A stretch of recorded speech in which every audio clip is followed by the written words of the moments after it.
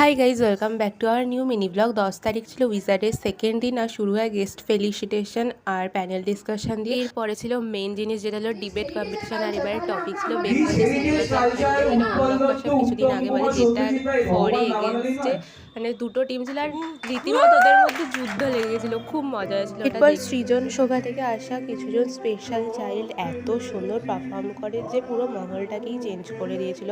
গান, নাচ, সমস্ত কিছু ওরা এত সুন্দর করে প্রেজেন্ট করেছিল, বলার মতো না, ভীষণ সুন্দর হয়েছিল।